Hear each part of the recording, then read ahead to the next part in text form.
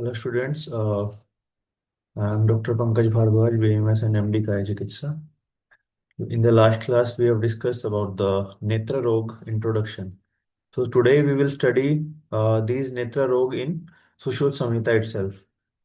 Uh, आज हम पढ़ेंगे शालक्य तंत्र में कैसे उसको डिफाइन किया गया है, कैसे शालक्य तंत्र को आगे बताया गया है। इसमें नेत्र रोगों के बारे में क्या बताया गया है, कर्ण रोगों के बारे में क्या बताया गया है। तो स्टार्टिंग करते हैं नेत्र रोगों से। इसका जो फर्स्ट चैप्टर है उत्तर, तो सबसे पहले हमें ये पता होना चाहिए कि इसका जो वर्णन है वो उत्तर तंत्र में किया गया है।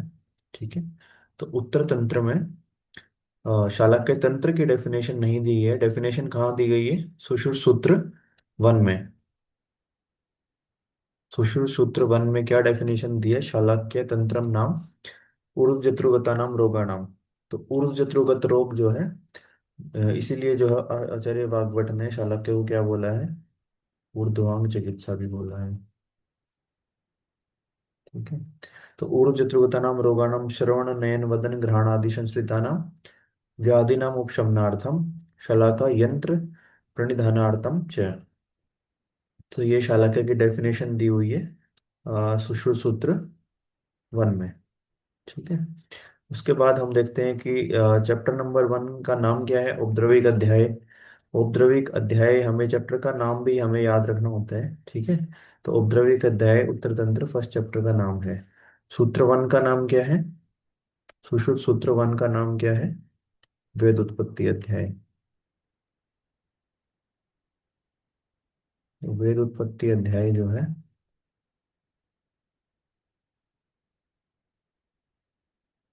हमें याद रखना है। ठीक है। उसके बाद नेक्स्ट हम देखते हैं इस चैप्टर में और क्या क्या बताया गया है। तो जो शालक्य तंत्र के जो आदि अ, हम्म, जो अधिपति थे, या जिसको कह सकते हैं कि जिन्होंने उपदिष्ट किया, या जो शालक्य तंत्र के उपदेष्टा थे, वो कौन थे? आचार्य निमि। तो निमि को हम फादर ऑफ शालक्य तंत्र भी कहते हैं। ठीक है। तो आचार्य निमि का नाम हम याद रखेंगे, क्योंकि ये क्वेश्चन आ सकता है। उत्तर तंत्र का अर्थ श्रेष्ठ भी होता है। अच्छा, उत्तर तंत्र को उत्तर तंत्र क्यों बोलते हैं? उत्तर तंत्र का अर्थ जो है वो श्रेष्ठ भी होता है, इसलिए इसका नाम महर्षियों ने उत्तर तंत्र रखा है। ठीक है। तो यहाँ पे हम देख सकते हैं कि उत्तर तंत्र का नाम जो है उत्तर तंत्र क्यों रखा, तो ये भी एक रेफरेंस याद रख सकते हैं। या फिर इस तंत्र को उत्तम या सबसे श्रेष्ठ भी माना है, क्योंकि इसमें शालक्य, कुमार, भूत विद्या, काय चिकित्सा और तंत्र भूषण अध्याय आदि का संग्रह मिलता है हमें देखने को। ठीक है। उसके बाद हम नेक्स्ट आते हैं शालक्य तंत्र के अधिपति। मैंने बता दिया कि जो ये भी क्वेश्चन आ सकता है, शालक्य तंत्र के अधिपति कौन होते हैं या फिर उपदेष्टा कौन है। ठीक है। तो आचार्य निमि को शालक्य तंत्र का उपदेष्टा भी माना है और अधिपति भी माना है। उसके बाद नेक्स्ट हम देखते हैं कि आचार्य वाग्भट ने इसे ऊर्ध्वांग चिकित्सा नाम दिया है।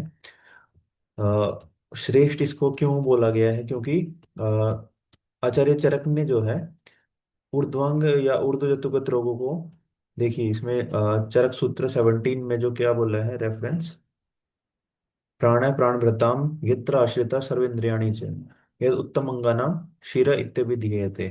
तो शिर को उत्तम अंग यहाँ भी बोला है, ये भी रेफरेंस इंपॉर्टेंट है। शिर को उत्तम अंग बोला है। ठीक है। या जो ऊर्ध्वजतुगत रोग हैं उनको यहाँ पे इंपॉर्टेंस दी गई है। ठीक है। इसके अलावा देखते हैं एक रेफरेंस है कि दृष्टि विशारदा शालाकिन, ये आचार्य डलन ने बोला है कि जो दृष्टि विशारद है, या जो शालक्य को पढ़ते हैं, या जो शालक्य तंत्र के जो प्रैक्टिशनर्स हैं, उनको शालाकिन बोलते हैं। ठीक है। शालाकी बोलते हैं। ठीक है।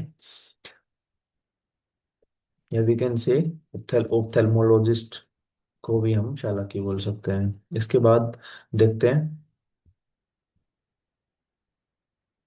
विधेय का। हमने डिस्कस किया कि विधेय देश के राजा निमि हो चुके हैं, जिन्होंने उत्तर तंत्र पूर्ण किया है। और आचार्य शालक्य तंत्र को विधेय तंत्र या निमि तंत्र भी कहा जाता है। फिर एक रेफरेंस हम मार्क करेंगे। आप अपनी बुक और पेन हमेशा लेके बैठें ताकि आप मार्क कर सको। दुर्गाद या अत्यंत गहरे समुद्र के समान महान इस बड़े तंत्र में सर्वोत्तम उत्तमांग के रोगों की उनकी संख्या, लक्षण और साध्य असाध्यता आदि क्रम से कहता हूँ। तो इस निमित तंत्र को जो है महान या समुद्र के समान गंभीर बताया गया है। ठीक है। तो इम्पोर्टेंट एक रेफरेंस है दुर्गादस्य अम्बुधेव। ये रेफरेंस इम्पोर्टेंट है। इस तरह के क्वेश्चन भी कई बार पूछ लिए जाते हैं। तो किस तंत्र के लिए ये बोला गया है। फिर उसके बाद देखते हैं नेत्र की जो एनाटॉमी है वो मोस्ट इंपोर्टेंट रहने वाली होती है, क्योंकि इसमें से बहुत बार क्वेश्चन आपको देखने को मिलते हैं। ठीक है। तो विद्यात द्वय अंगुल बाहुल्यम स्व अंगुष्ठ उदर संमितम।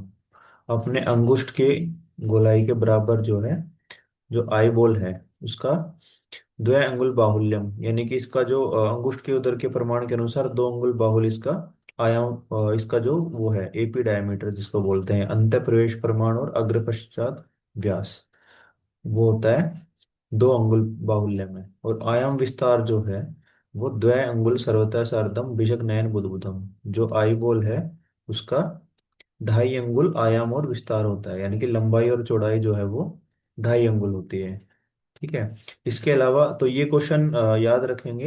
ये क्वेश्चन बहुत इंपॉर्टेंट है। द्वयांगुल बाहुल्य स्व अंगुष्ठ उदर संमितम और द्वयांगुलम सर्वतः सार्धम बिशक नयन बुद्बुदम। तो 2.5 अंगुल इसका आयाम विस्तार होता है। इसके अलावा बोला है कि सुव्रतम गोस्तनाकारम सर्वभूत गुणोद्भवम। तो सुव्रत ये गोल होता है और गोस्त तन के आकार की इसकी आकृति होती है। तो आई बॉल की जो आकृति बताई है वो गोस्त तन के आकार की बताई है, बहुत इंपॉर्टेंट है। गोस्तनाकारम। इसके अलावा पृथ्वी आदि 5 जो महाभूत होते हैं उनसे इनकी उत्पत्ति होती है। नेत्र गोलक के जो विभिन्न भाग हैं वो 5 महाभूतों से बने होते हैं। तो नेत्र गोलक में क्या है, पृथ्वी से मासल भाग इंपोर्टेंट मार्क करेंगे, अग्नि से पित्त रूपी रक्त वर्ण की का जो भाग होता है वो बनता है, वात से कृष्ण भाग बनता है, जल से श्वेत भाग बनता है, आकाश से अश्रु मार्गों की उत्पत्ति बताई गई है। तो ये मोस्ट मोस्ट इम्पोर्टेंट है। ठीक है। ये इंपॉर्टेंट मार्क करेंगे। देन उसके बाद हम देखते हैं। हम्म अगेन एक इम्पोर्टेंट रेफरेंस है श्लोक नंबर 13 में। नेत्र आयाम त्रिभागंतु कृष्णमंडलम उच्यते। जो नेत्र के आयाम का जो 1/3 है वो कृष्णमंडल है। नेत्र आयाम त्रिभागंतु कृष्णमंडलम उच्यते। और कृष्णमंडल का जो 1/7 पार्ट है, कृष्णमंडल का जो 1/7 पार्ट है वो दृष्टि मंडल है। ये मोस्ट मोस्ट इम्पोर्टेंट है। मोस्ट इम्पोर्टेंट इसको मार्क करेंगे हम। ठीक है।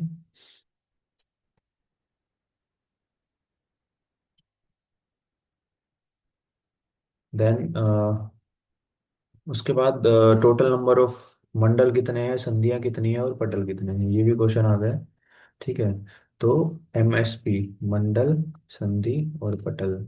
MSP is 566, but according to Vagbhata 466। ठीक है। तो वाग्भट ने जो है मंडल 4 बताए हैं, संधि और पटल जो है वो 6 6 बताए हैं, जबकि आचार्य सुश्रुत ने 5 मंडल 6 संधि और 6 पटल बताए हैं। ये भी क्वेश्चन आ जाता है तो इसको भी याद रखेंगे हम। ठीक है। तो पक्ष्म, व्रत्म, श्वेत, कृष्ण और दृष्टि, इस प्रकार के 5 मंडल होते हैं। पक्ष्म मंडल, वर्त मंडल, श्वेत मंडल, कृष्ण मंडल और दृष्टि मंडल। उसमें से जो 4 मंडल है वो पूर्व क्रम से मध्य में रहते हैं, यानी कि जो सबसे बाहर होता है वो वर्त मंडल है, हमें पता है इस बात का। और सबसे उसके भीतर श्वेत मंडल, फिर कृष्ण मंडल, फिर दृष्टि मंडल होता है। ठीक है। इस मंडल के पीछे जल जो होता है वो होता है एंटीरियर चैम्बर। ठीक है। और इनके जो कॉर्निया और स्क्लेरा के संगम और जोड़, जो स्क्लेरो को स्क्लेरोकोर्नियल जंक्शन के स्थान पर एक कैनाल ऑफ स्क्लैम बनता है। ठीक है। ये थोड़ा सा इंपॉर्टेंट रहता है तो इसको मार्क कर लेंगे। उसके बाद आते हैं संधियां। तो संधियां भी 6 होती हैं। पक्ष में और वर्तम की संधि, वर्तम और शुक्ल की संधि, शुक्ल कृष्ण की संधि, कृष्ण और दृष्टि संधि, कनिनक संधि और अपांग संधि। तो ये संधियां भी हम याद रखेंगे, संधियां 6 होती हैं।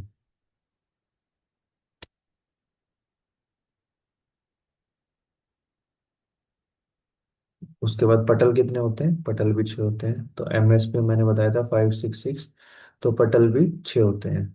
उसमें से 2 वर्तुल पटल होते हैं और 4 अक्षी गोलक में होते हैं। तो 2 बाह्य होते हैं, 4 इंटरनल होते हैं। अब जो 4 जो पटल इंटरनल होते हैं उसमें ही अत्यंत दारुण तिमिर नामक रोग होता है। इंपॉर्टेंट है, मोस्ट इंपोर्टेंट मार्क करेंगे अगेन इसको, कि जायते तिमिरम येषु व्याधि परम दारुणा। ये रेफरेंस भी आ सकता है, ठीक है। और ये भी पूछ सकते हैं कि तिमिर जो है वो कौन से पटल में होता है, ठीक है। तेजो जल आश्रितम बाह्यम। अब यहाँ पे बताया गया है कि किसके आश्रित ये पटल होते हैं, ठीक है। तो जो 4 पटल हैं, इंटरनल पटल की बात हो रही है। जो 4 पटलों में से प्रथम बाह्य पटल है वो तेज और जल आश्रित होता है, ठीक है। इंपोर्टेंट मार्क करते चलेंगे। तेज और जल आश्रित होता है, दूसरा पटल मांस आश्रित होता है, तीसरा मेद आश्रित होता है, और चौथा अस्थि आश्रित होता है, ठीक है। तो तेज और जल आश्रित, दूसरा मांस आश्रित, तीसरा मेद आश्रित, और चौथा अस्थि आश्रित, ठीक है। तो टी एम एम ए, ठीक है। तो ये याद रखेंगे हमें, तेज और जलाश्रित, मांस आश्रित, मेद आश्रित और अस्थि आश्रित। तो वैसे भी जो धातुओं का सीक्वेंस है वो यही होता है ना। रस रक्त मांस मेद अस्थि मज्जा शुक्र। तो रस के स्थान पर यहाँ पे तेज और जल है, ठीक है। रस और रक्त के स्थान पे तेज और जल आ जाएगा। और फिर उसके बाद मांस, मेद और अस्थि आश्रित। और इनकी जो स्थूलता है, इन चारों की जो स्थूलता है वो दृष्टि के 5वें भाग के बराबर होती है। तो ये भी मार्क कर लेंगे कि पंचम अंश समम दृष्टि तेषाम बाहुल्यम इष्यते, ठीक है। इंपॉर्टेंट है। अच्छा, क्वेश्चन ऐसे भी आ जाता है कि तृतीय पटल किसके आश्रित होता है, ठीक है। तृतीय पटल मेदो आश्रित होता है। फिर ये भी पूछ सकते हैं कि द्वितीय पटल किसके आश्रित होता है। तो यहाँ पे जो है मांस के जगह पिशित नाम दिया है, ठीक है। मांस को पिशित भी बोलते हैं ना। तो ये भी याद रखना है हमें।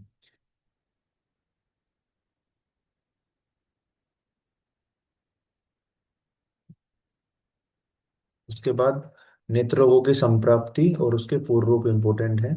तो संप्राप्ति क्या बताई गई है, सिरानुसारी भी दोषे विगुणे ऊर्ध्व आगते जायन्ते नेत्र भागेषु रोगा परम दारुणा। तो मिथ्याहार विहार से जो कुपित हुए दोष हैं, ठीक है, वातादि दोष क्या करते हैं, शिराओं का अनुसरण करते हैं। शिराओं का अनुसरण करके वो देह के ऊर्ध्व भाग में आते हैं, जिससे नेत्र गोलक के विविध भागों में अत्यंत भयंकर रोग उत्पन्न करते हैं। तो जयंते नेत्र भागेशु रोगा परम दारुणा।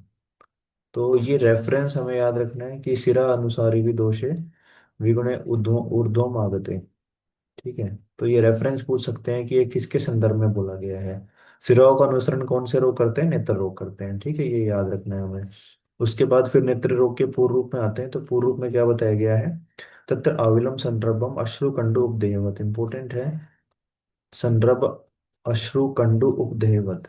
गुरु उषा तोद रागाद्य जुष्टेश्च व्यक्त लक्षणे सशूलम वर्तम कोशेषु शुक पूर्ण अभमेव च। शुक पूर्ण गलाशयता किसका पूर्व होता है, काश का। शुक पूर्ण गलाशयता। तो हमें क्या याद रखना है, शुक पूर्ण अभमेव किसके संदर्भ में बोला है, नेत्र रोग के पूर्व रूप के संदर्भ में बोला है, ठीक है। तो नेत्र रोग के पूर्व रूप में क्या बोला, शुक पूर्ण अभमेव च विहन्यमान्यम रूपे व स्वाक्षी यथा पुरा दृष्टि धीमान बुद्धेत दोषेण अधिष्ठित। तो हमें याद रखना पूर्व रूप में क्या क्या बोला गया है, संरभ होता है, अश्रु की उत्पत्ति बार बार, कंडु और उपदेह, ठीक है। तो बार बार पलकों का आपस में चिपकना। कफ प्रकोप से गुरुता आती है, पित्त प्रकोप से दाह होता है, वात प्रकोप से तोद होता है। ये अलग अलग दोषों के अनुसार लक्षण होते हैं। रक्त प्रकोप से राग, ये अल्प मात्रा में प्रकट होते हैं, क्योंकि पूर्व रूप है तो अल्प मात्रा में या अव्यक्त लक्षण बोला गया है।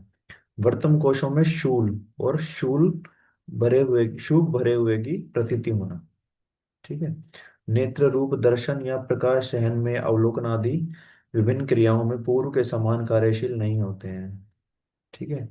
तो ये हमें याद रखना है, इसका पूर्व रूप के क्या क्या इंपॉर्टेंट पॉइंट्स हैं। उसके बाद हम आते हैं नेत्र रोग की सामान्य चिकित्सा जो बताई गई है। सामान्य चिकित्सा और हेतु यहाँ पे गए गए हैं। तो सामान्य देखो, चिकित्सा सूत्र का रेफरेंस भी पूछते हैं कि नेत्र रोग की चिकित्सा सूत्र कहाँ बताई गई है। तो जनरली तो लास्ट में बताई होती है चिकित्सा, लेकिन चिकित्सा सूत्र का रेफरेंस यहाँ पे है सुश्रुत उत्तर तंत्र फर्स्ट चैप्टर में। ठीक है, तो ये हमें याद रखना है। संक्षिप्त क्रिया योगो निदान परिवर्जनम वातादिनाम प्रतिघात प्रोक्तो विस्तरता पुनः। ठीक है, तो संक्षिप्त क्रिया योगो निदान परिवर्जनम, तो निदान परिवर्जन यहाँ पे बोला गया है, मोस्ट इंपोर्टेंट रेफरेंस है ये। क्योंकि निदान परिवर्जन और कहाँ कहाँ पे देखने को मिलता है हमें, तो कृमि रोग की चिकित्सा में बोला गया है ना, कृमि रोग चिकित्सा में बोला गया है, और प्रमेय चिकित्सा में भी बोला गया है ना। तो निदान परिवर्जन हमें याद रखना है। तो नेत्र रोग की चिकित्सा का श्लोक पूरा याद रखना, बाय हार्ट करना है, इसको याद करना है। ठीक है, इसके बाद नेत्र रोग के हेतु क्या बोले हैं, उष्ण अभितप्त जल प्रवेशात। कई बार क्या होता है कि फर्स्ट लाइन ही उठा के दे देते हैं क्वेश्चन में कि ये किसका पूर्ण रूप या किसका हेतु है। तो उष्ण अभितप्त जल प्रवेशात यानी कि धूप में गर्म हुए मनुष्य का सहसा शीतल जल में प्रवेश करना, दूर रेशना दूर की वस्तुओं को अधिक देखना, स्वप्न विपर्य, ठीक है, स्लीप टाइम डिस्टरबेंस होना, है ना, या रात को अधिक निद्रा लेना, या रात में बिल्कुल निद्रा न लेना, प्रसक्त संरोधन, कोप शोक क्लेश अभिघातात अधिमैथुनाच। तो अधिक मैथुन करने से शुक्त आरनाल अम्ल पदार्थ कुलत उड़द इनका अधिक सेवन करने से, मल मूत्र आदि वेगों को धारण अधारणीय वेगों को धारण करने से, अधिक पसीना आने से, है ना। फिर इंपॉर्टेंट क्या है कि छर्दी विघातात वमन अतियोगात, मोस्ट इंपॉर्टेंट है क्योंकि इससे काफी बार क्वेश्चन आ चुका है कि कौन सा वेग धारण करने से नेत्र रोग की उत्पत्ति होती है। तो छर्दी वेग धारण करने से नेत्र रोग की उत्पत्ति होती है। ठीक है, याद रखना है। फिर इसके अलावा बाष्प ग्रहणात सूक्ष्म निरीक्षणाच नेत्र विकारा जनयंती दोषा। ठीक है, तो ये इंपॉर्टेंट चीजें हमें याद रखनी है इसमें। इसके बाद हम देखते हैं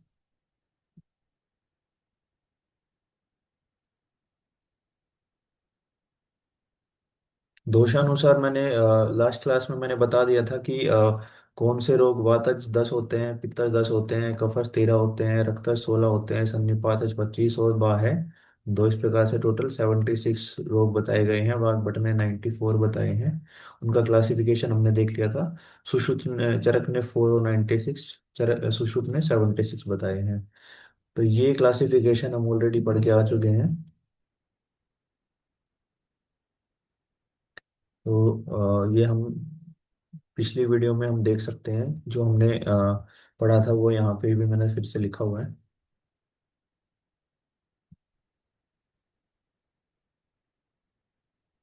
उसमें से हमने बताया था कि जो साध्य रोग हैं वो 52 होते हैं, याप्य 7 होते हैं और असाध्य 17 होते हैं। उनका क्लासिफिकेशन की संधिगत 9 होते हैं, वर्तमगत 21 होते हैं, शुक्लगत 11 होते हैं, कृष्णगत 4, दृष्टिगत 17, 12 और 2। इस तरह से हमने जो क्लासिफिकेशन पढ़ी थी वो हम पिछली वीडियो में देख सकते हैं।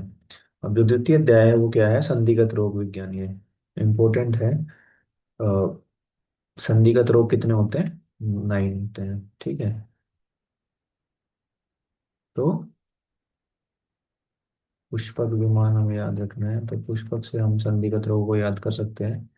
तो सबसे पहले पूएलस होता है, फिर उपनाह होता है, फिर 4 प्रकार के स्राव होते हैं, फिर परवणी होता है, हल्जी और कृमि ग्रंथि। एक हल्जी रोग जो है वो वाग्भट ने पक्षमगत रोगों में भी बताया है। ठीक है, वाग्भट ने पक्षमगत रोगों में भी पक्षम रोग बताया है हल्जी को। ठीक है, तो ये हम बाद में देखेंगे। इसके बाद देखते हैं इसमें श्लोक में क्या बोला गया है। तो पूय पूय अलस देखते हैं। पक्व शोफः संतिजः संस्रवेद यह सांद्रम पूयम उति पूयलस्सा। नेत्र की संधि में, तो किस संधि में, कनीनक संधि में। तो नेत्र की कनीनक संधि में पहले शोफ होता है, उसके बाद पाक होता है, फिर उसमें से सांद्र और दुर्गंधित पोय के रूप में स्रवित होता है, उसे पोएलस कहते हैं। ठीक है, इसको हम डेक्रोसिस्टाइटिस भी बोलते हैं। और ये मेनली जो है एनएलडी, जो नेजोलेक्राइमल डक्ट होती है उसका ऑब्स्ट्रक्शन या इन्फेक्शन की वजह से हो जाता है। ठीक है, न्यू बॉर्न्स में ये कंजेनाइटल डेक्रोसिस्टाइटिस के रूप में होता है। तो न्यूबॉर्न्स में भी ये काफ़ी देखने को मिलता है। तो उसकी ट्रीटमेंट के लिए स्टार्टिंग में मिल्किंग और मसाजिंग ऑफ लक्रीमल सैक करने के लिए बोला जाता है। और इसके अलावा अगर उससे ठीक नहीं होता है तो लक्रीमल सिरिंजिंग करते हैं, देन प्रोबिंग करते हैं। ठीक है। सर्जरी तो रेयर ही है वैसे, तो इनसे वो ठीक हो जाता है कुछ समय के बाद। अच्छा, पुएलस के बाद जो है वो बताया गया है उपनाद। तो नेत्र की संधि में बड़े आकार की और नहीं पकने वाली, इंपॉर्टेंट है कि अपाकह, इसमें पाक नहीं होता और केवल कंडु होती है और रुजा होती है। ठीक है, रुजा नहीं होती है, कंडु होती है और नीरुजा। ठीक है, इंपॉर्टेंट है कि नीरुजा बोला है, तो इसमें वेदना रहित होता है ये। ठीक है। तो पुएलस में क्या था कि शोफ पश्चात पाक होता है और दुर्गंधित कुएं का स्राव होता है, जबकि जो उपनाद है उसमें केवल कंडो होती है और वो नहीं पकने वाली और वेदना रहित होती है। ठीक है, ये याद रखना है हमें। आचार्य वाग्भट ने उपनाद के बारे में क्या बोला है? शार बुद्ध बुद्ध कोपम पृथु मूल स्निग्ध सवर्ण मृदु पिच्छला। तो पृथु मूल बलः स्निग्ध सवर्ण मृदु पिच्छला, तो इस शार बुद्ध बुद्ध के समान शोर होता है। इंपॉर्टेंट ये है, ये याद रखना है हमें। ठीक है, तो ये याद रखेंगे। इसके बाद नेक्स्ट में आते हैं नेत्र स्राव। तो नेत्र स्राव के लिए क्या बोला है कि मिथ्या आहार विहार और शीतोष्ण आदि कारणों से प्रकोपित हुए वातादि दोष अश्रु मार्गों के द्वारा संधियों में जाते हैं। ठीक है। तो अश्रु मार्ग यानी कि लेक्रामेल डक्ट के थ्रू जब संधियों में जाके वो कनिनक प्रदेश नासा समीप जो इनर कैंथस है वहां से पीड़ा रहित स्राव वो करते हैं। ठीक है। वहां से जो स्राव निकलते हैं उनको कुछ कुछ आचार्यों ने उनको नेत्र नाड़ी भी बोला है। तो नाड़ी मायने साइनस, जहां से भी स्राव निकलते हैं। तो चार प्रकार के जो स्राव हैं उनके लक्षण एक बार देख लेते हैं। जब नेत्र संधि में पाक होके पूय स्रवित होता है उसको पूय स्राव कहते हैं। और वो अनेक रूपों का होता है। तो इसके लिए श्लोक में बोला है कि न एक रूपा प्रतिष्ठा। ठीक है। उसके बाद जो श्वेत है, जो श्वेत श्राव होता है, श्वेत सांद्र और पिच्छिल श्राव पीड़ा रहित श्राव होता है, उसको श्लेष्मा श्राव बोलते हैं। निरुजा सप्रतिष्ठा, इसमें रुजा नहीं होती है। तो श्वेत सांद्र पिच्छिल ये हमें पता है श्लेष्मा का लक्षण होता है, तो याद रहेगा। फिर उसके बाद रक्त स्राव जो है वो शोणितोत्थ स रक्तम उष्णम अनल्पम, यानी कि अधिक मात्रा में जो स्राव बहता है, और न अति सांद्रम, जो अधिक सांद्र नहीं होता। ठीक है। और उसमें क्या होता है? उष्णता लिए हुए होता है। ठीक है, रक्त युक्त और उष्णता लिए हुआ होगा, तो इंपॉर्टेंट लक्षण इसका ये मार्क कर लेंगे। रक्त स्राव शोणितोत्थ स रक्तम उष्णम न अल्पम स्वेद न अति सांद्रम। उसके बाद लास्ट जो है वो पीत आभास वाला नील उष्ण जल के समान स्राव पित्त स्राव होता है। ठीक है, आचार्य वाग्भट ने जल स्राव नाम दिया है पित्त स्राव को ही। और जो सभी स्राव होते हैं वो असाध्य होते हैं, ये भी हमें याद रखना है। उसके बाद जो है नेक्स्ट वन इज पर्वणी और अलजी। तो इम्पोर्टेंट है पर्वणी के लिए। श्लोक में ही जो बोला है वो क्वेश्चन आ जाता है, ताम्रा तन्वी दाह शूल उत्पन्ना। तो ये ही लाइन उठा के दे देते हैं, ताम्रा तन्वी दाशूल उपन्ना। ये क्वेश्चन आ सकता है, तो इसको इम्पोर्टेंट मार्क करेंगे, ताम्रा तन्वी दाशूल उपन्ना। रक्ताज गया, तो ये रक्ताज होती है पर्वणी व्रत शोभा। तो पर्वणी जो है वो इसमें व्रत शोभ होता है। तो रक्त की विकृति से कृष्ण और शुक्ल मंडल की संधि। ठीक है, कृष्ण शुक्ल का मंडल संधि में बोला गया है, जबकि वाग्भट ने क्या बोला है? आचार्य वाग्भट ने इनको वर्तम संधि आश्रित बोला है। तो वर्तम संधि आश्रित बोला है आचार्य वाग्भट ने। और मुद्ग के समान बोला है, इसका जो अ, आकार होता है वो मुद्ग के आकार का बोला है आचार्य वाग्भट ने। तो आचार्य सुश्रुत ने क्या बोला है? कृष्ण और शुक्ल मंडल की संधि में ताम्र वर्ण की पतली वृत्ताकार शोभ होता है। ठीक है। तो ताम्रा तन्वी, तन्वी यानी लघु, दाह और शूल इसमें लक्षण होते हैं, तो लक्षण भी याद रखने हैं। और इसका दोष क्या है? रक्त दोष है। ठीक है, ये हमें याद रखना है। इसके बाद क्या है? जाता संदोष शुक्ल कृष्ण शुक्ल अलजी। तो यदि यही शोक शोक जो है वो पतला न होकर स्थूल रूप में हो जाए। ठीक है, अगर स्थूल रूप का जो शोथ है उसको हम बोलते हैं अलजी। ठीक है। तो अगर यही शोफ कृष्ण शुक्लगत संधि में हो और स्थूल रूप में हो तो उसको अलजी बोलेंगे। लेकिन इनमें डिफरेंस क्या होगा?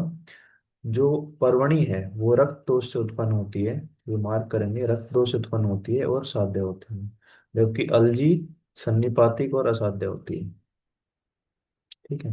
पर्वणी तनु होती है, अलजी स्थूल होती है। तो ये मोस्ट इंपोर्टेंट है। ठीक है। इसके बाद लास्ट जो संधिगत रोग है वो है कृमि ग्रंथि। तो कृमि ग्रंथि वर्तमान पक्षमण पक्षमणस्य कंडु कंडुम कुरियो क्रीम संधि जाता। तो वर्तम पक्षम की संधि में, ठीक है, वर्तम पक्षमगत संधि में और वर्तम शुक्लगत संधि में अनेक प्रकार के कृमि होकर कंडु और छोटी छोटी ग्रंथियां पैदा करते हैं, उसे कृमि ग्रंथि रोग कहते हैं। इस रोग में ये कृमि नेत्र के वर्त्म और शुक्ल मंडल की संधि का भक्षण करते हुए, तो ये जो लाइन आई है ये मोस्ट इंपोर्टेंट है। चरंतो अंतर्नयन नयनम दूषयंती। चरंतो अंतर्नयनम दूषयंती किसके लिए बोला है, ये क्वेश्चन आ सकता है। कृमि ग्रंथि रोग के लिए बोला गया है। ठीक है, रेफरेंस इंपोर्टेंट है, कहाँ बोला गया है। आचार्य वाग्भट ने यहाँ पे कनीनक और अपांग संधि में बोला है। ठीक है। आचार्य वाग्भट ने स्थान जो है कनीनक और अपांग संधि में बताया है कृमि ग्रंथि का। और कृमि ग्रंथि की जो चिकित्सा होती है वो भेदन होती है। ठीक है। हमें ये हम ये बाद में भी पढ़ेंगे। कृमि ग्रंथि की चिकित्सा में भेदन चिकित्सा करने के लिए बोला गया है। और कृमि ग्रंथि को हम ब्लेफराइटिस से कंपेयर कर सकते हैं। तो chronic inflammation of eyelid margin जो होता है उसको ब्लेफराइटिस बोलते हैं। इसके फर्दर आगे सिबोरिक पैरासिटिक और अल्सरेटिव टाइप्स देखने को मिलते हैं, वो हम अभी डिटेल में नहीं पढ़ेंगे। और एक क्वेश्चन ये भी आ सकता है कि मीबोमिन ग्लैंड्स जो है वो मॉडिफाइड सेबेशियस ग्लैंड्स होती हैं। ठीक है। तो आज के लिए इतना ही। और आगे हम नेक्स्ट चैप्टर्स को कंटिन्यू करेंगे। Thank you.